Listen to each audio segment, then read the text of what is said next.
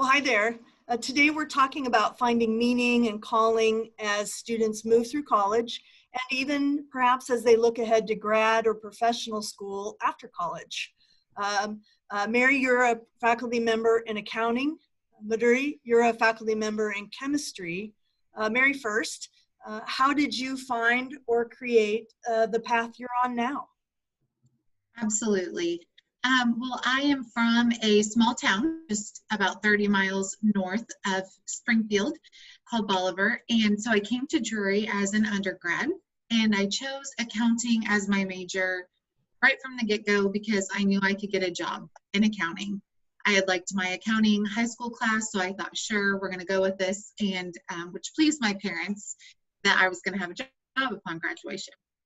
Whenever I was getting close to graduating, I took an internal accounting position as opposed to public accounting, and very quickly realized that was not the path for me. Sitting in a cubicle from 8 to 5 with my Excel spreadsheet was not the route that I wanted to go. But it was a job. I was putting my husband through school at the time, so I stuck it out. A few years into that job, there was a store in Bolivar, a Hallmark store. So the stores that sell the ornaments, the precious moments, the cards, all of that, that had been owned for about 25 years from the same family. And they contacted my dad as a dad of 4 girls and said, would any of your daughters be interested in purchasing this business? And my dad contacted all of us, but he knew, that it was probably me that would want to do that. And so I just totally took a leap of faith, jumped into it, and absolutely loved it. I loved shopping. I loved helping people pick out things. I loved interacting with the customers.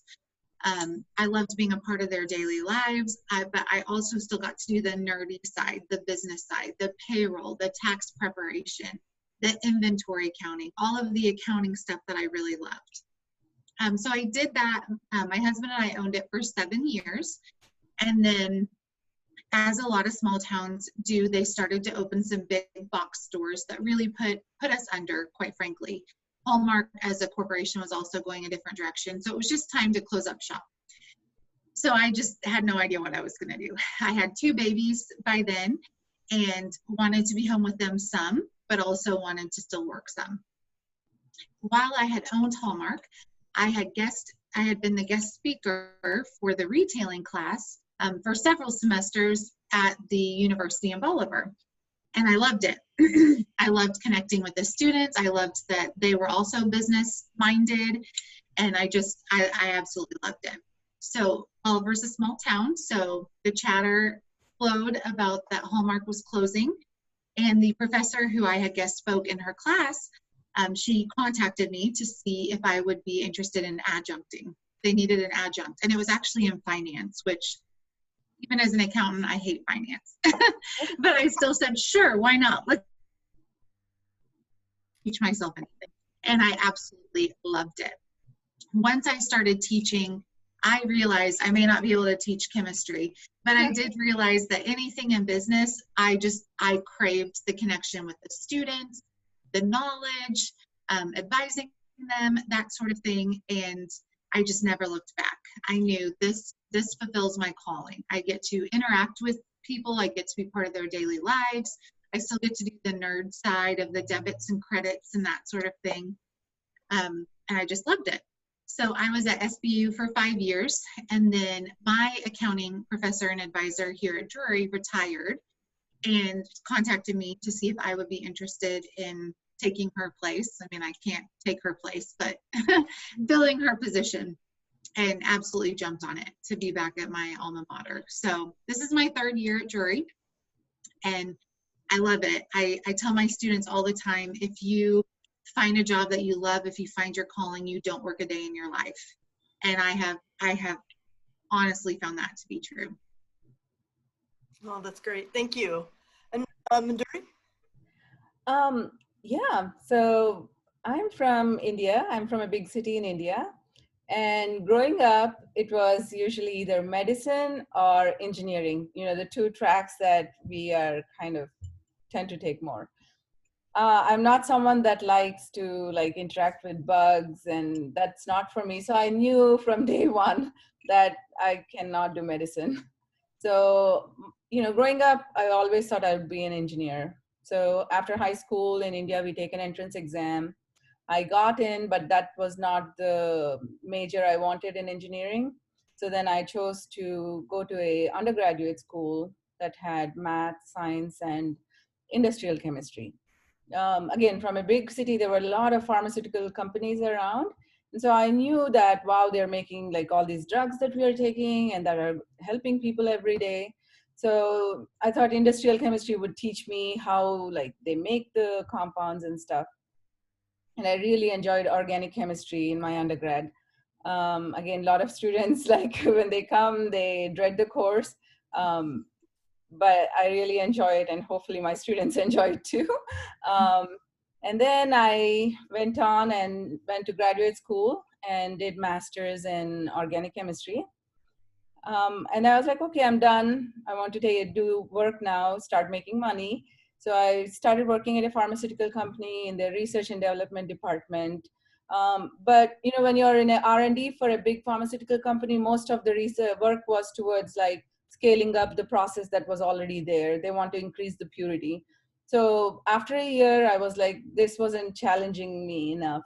And that's when I decided, okay, I want to do PhD. I want to do like how these compounds are made, not just like purify them or uh, just. So then I applied, took GRE, took TOEFL, and then applied to graduate programs in the States. I went to a school that had medicinal chemistry opportunity, so I could work with on synthesis, but I also can see the biology aspect of it.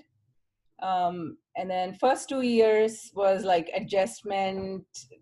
Is it for me? There was a lot of confusion. But then the second year ending, it was like, you haven't published, you're in graduate school, you need to publish, you need to be working. So yes, so my first publication was end of my second year, but then, it was like constant. Along with that, I also realized that whenever a lot of people don't like taking undergraduates to work with them in graduate school because you spend so much time training them and then you're not doing your project. But I really enjoyed having several projects so then I can train these undergraduate students. So then they are also working and then we can all sit and like look at the data together. So by the time I finished my PhD, I had like 16 undergraduate students that worked with me, and they all went on to graduate schools to get their PhD programs, to a PhD degree. And my PhD advisor was like, Madhuri, you should go into teaching because you're really good at it. And I was like, no, I like research more. So then I went on like to do a postdoc, and like it was again more research oriented, but there it really opened my eyes. A lot of people that were working in the lab with me, grad students, they were from small schools, but they were more prepared. Like they already knew like techniques that you would think as a graduate student.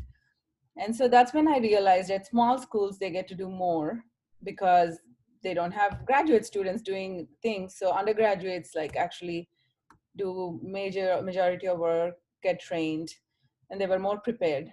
And at that time, I realized, okay, I should see if I like to teach at an undergraduate school. And then I applied for a teaching postdoc after my research postdoc. And I went to a small school. They had just a undergrad in chemistry, and I loved the experience. So I was able to teach classes. So my interest was in medicinal, so I taught organic. I was able to co-teach medicinal chemistry as a postdoc. I was able to do labs, and we were also able to mentor students, and we were also able to publish. And I also was able to work on grants. And I still had like that work-life balance. I had a small baby then, but I was able to manage all, and I was enjoying it. Like Mary said, it did not feel like work, even though we were doing a lot. And so after that experience, that's when I decided, okay, this is what I want to do for the rest of my life. And applied to, that's when I moved to Drury, and it's 8 years now. And I hopefully bring the same passion here. So I enjoy, so I teach organic, I teach medicinal chemistry. We also do a lot of research. So there are a lot of students working on their own independent project. And it's amazing when they come into the lab and they're scared, what is this? Can I touch it? And then in a semester, they are like, this is my project. I'm going to do this. Yes. So that transition to see that growth in them is amazing. And that's like the most fulfilling experience. Well, that sounds terrific, both of you.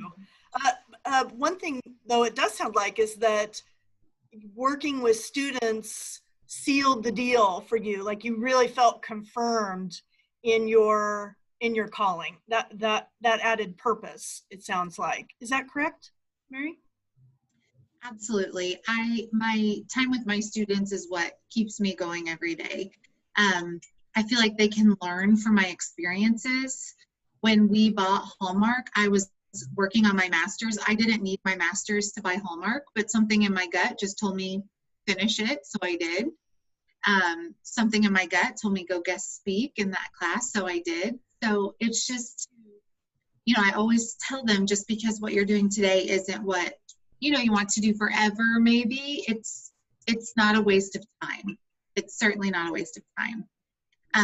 I tell this story, not to get too personal, but my first semester at Drury, my husband passed away. My husband of 15 years, totally unexpected, 2 little kids, passed away over Christmas break of my first semester here. And I came back scared because I had these 2 grieving children and myself, and I didn't really know people here very well. And my students had all gone together and gotten cards and gifts and, you know, things for my kids and for me.